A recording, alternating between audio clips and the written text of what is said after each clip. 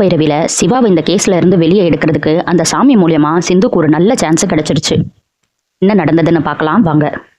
நேஹா கோர்ட்டுக்குள்ள போறதுக்கு முன்னாடி சிவா கிட்ட, நீ எனக்காக இல்லைனாலும் இந்த ஊருக்காகவாது என்ன நீ கல்யாணம் பண்ணிக்கிட்டு தான் ஆகணும் சிவா. உன் மேல இருக்கிற கெட்ட பேரை போக்குறதுக்கு என்ன நீ கல்யாணம் பண்ணிக்கோன்னு கேட்குறாங்க ஸ்னேகா.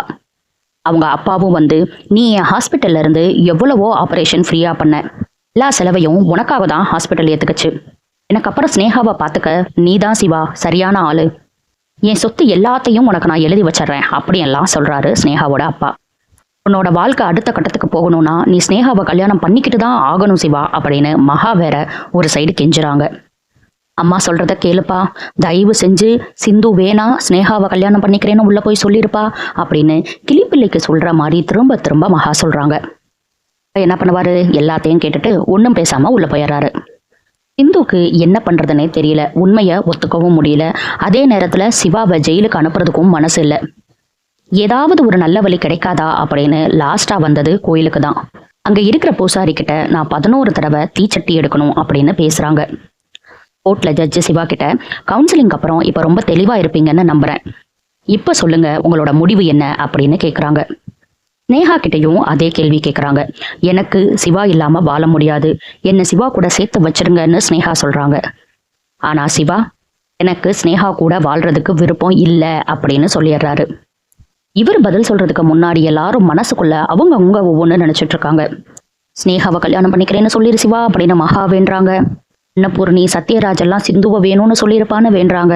ஆனா சிவா சொன்ன பதிலோ நம்மளுக்கு தெரிஞ்ச பதில் தான், ஸ்னேகா கூட வாழ முடியாதுன்னு சொல்லிடுறாரு.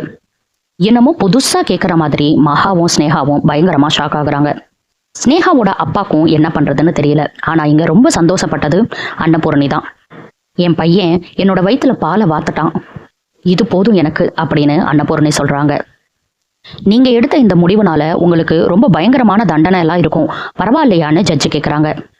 நான் 3 வருஷம் ஸ்னேகாவை காதலிச்சது உண்மைதான், கல்யாணம் பண்ணிக்கிறேன்னு வாக்குறுதி கொடுத்தது உண்மைதான், இதுக்கு எந்த தண்டனை கொடுத்தாலும் ஏத்துக்கிறதுக்கு நான் தயார் அப்படின்னு சொல்லிடுறாங்க. ஸ்னேகா, ஆனா இதை என்னால ஒத்துக்கவே முடியாது, நீங்க எவ்வளவு தண்டனை சிவாக்கு கொடுத்தாலும் சரி என்னோட இழப்பை சரி செய்யவே முடியாது. சிவா என் கூட சேர்ந்து வாழணும், இல்லைன்னா சிவா எந்த பொண்ணு கூடயும் சேர்ந்து வாழவே கூடாது. அதுக்கேத்த மாதிரி அவருக்கு கொடூரமான தண்டனை கொடுங்க, அப்பதான் இப்படி ஏமாத்துறவங்களுக்கெல்லாம் புத்தி வரும் அப்படின்னு ரொம்ப நல்லவங்க மாதிரி சீனை போடுறாங்க ஸ்னேகா. ஐயோ என்னது இது, இப்படியெல்லாம் பேசுறாங்க, மாப்பிள்ளைய ஜெயிலுக்கு அனுப்பிடுவாங்களோ அப்படின்னு சத்யராஜும் அவங்க ஒய்ஃபும் பேசிக்கிறாங்க. இதோட நிறுத்தாம ஸ்னேகாவோட வக்கீல் ஸ்னேகாவோட இழப்புக்கு 30 கோடி தரணும்னு வேற கேட்குறாங்க. இதெல்லாம் ரொம்ப டூமச்சுமா அப்படின்னு தான் தோணுச்சு. ஜட்ஜி எல்லாத்தையும் கேட்டுட்டு இன்னும் 1 மணி நேரத்துல தீர்ப்பு சொல்றேன்னு சொல்லிட்டு முடிச்சிடுறாங்க. இங்க சிந்து தீச்சட்டி எடுக்கிறேன்னு குருக்கள் கிட்ட கேட்குறாங்க. தனியா எப்படிமா எடுப்ப அப்படின்னு கேட்டதுக்கு, பரவாயில்ல நான் எடுக்கிறேன்னு சொல்லிடுறாங்க. 11 தடவை தீச்சட்டியை எடுத்துட்டு கோவிலை சுத்தி வர்றாங்க சிந்து. ஸ்னேகாவை ஒருத்தன் பயங்கரமா மிரட்டிட்டு இருந்தானே சியாம வச்சு, அவனை ஸ்னேகாவோட அப்பா ஆளுங்கெல்லாம் ஒரு கார்ல வச்சு தூக்கிட்டு போறாங்க. என்னை விடுங்கடா, ஸ்னேகா பண்ணது தாண்டா தப்பு, அவ ஷியாம காதலிச்சா, அவன் ரொம்ப ஏழைன்னு தெரிஞ்சோன கோமாக்கு அனுப்பிட்டா அவனை, ஸ்னேகா மேல தாண்டா தப்பு, என்னை விடுங்க விடுங்கன்னு சொல்றாரு. ஆனா நீ வாயை மூடிட்டு வரல உன்னை கொன்றுவோம் பார்த்துக்கோ அப்படின்னு மிரட்டி கூட்டிட்டு போறாங்க. கட் பண்ணா எப்படி ஓடி வர்றாருன்னு தெரியல, உள்ளுக்குள்ள இருந்தாரு, அப்புறம் பார்த்தா ரோட்ல ஓடிக்கிட்டு இருக்காரு. இவரை துரத்திக்கிட்டு கார்ல இருந்த எல்லாருமே ஓடி வர்றாங்க.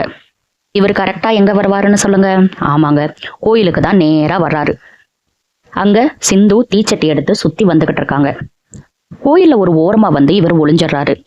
துரத்திக்கிட்டு வந்தவங்க சுத்தி சுத்தி பார்த்துட்டு ஆளை காணானோன்னு, சரி கோயிலுக்கு வெளியே ஓடி இருப்பான், வா போலாம் அப்படின்னு சொல்லிட்டு அந்த கோயிலை விட்டு வெளியே போயிடுறாங்க. பரிகாரத்தையும் முடிச்சிடுறாங்க சிந்து.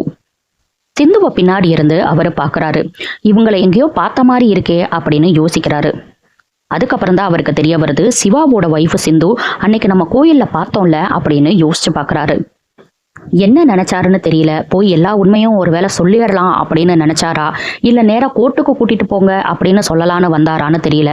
நேரா போய் சிந்துவோட பின்னாடி நிக்கிறாரு. எப்படியாவது சிவா ஜெயிலுக்கு போகக்கூடாது அப்படின்னு சாமியெல்லாம் கும்பிட்டு முடிச்சுட்டு திரும்பி பாக்குறாங்க சிந்து. பார்த்தா இவர் அங்க நின்றுகிட்டு இருக்காரு. இதோட இன்னைக்கு எபிசோட முடிச்சுட்டாங்க. ஆக மொத்தத்துல இவரு ஷியாம பத்தின எல்லா உண்மையையும் சிந்து கிட்ட சொல்ல போறாரு. பத்தினி வேஷம் போட்டுட்டு இருக்க ஸ்னேகாவோட முகத்திரைய போய் சிந்து கிழிக்க போறாங்க.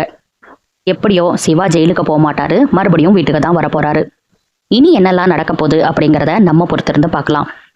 அடுத்தடுத்து சிந்து பைரவியில் என்ன நடக்குதுன்னு தெரிஞ்சுக்க சப்ஸ்கிரைப் பண்ண மறந்துடாதீங்க.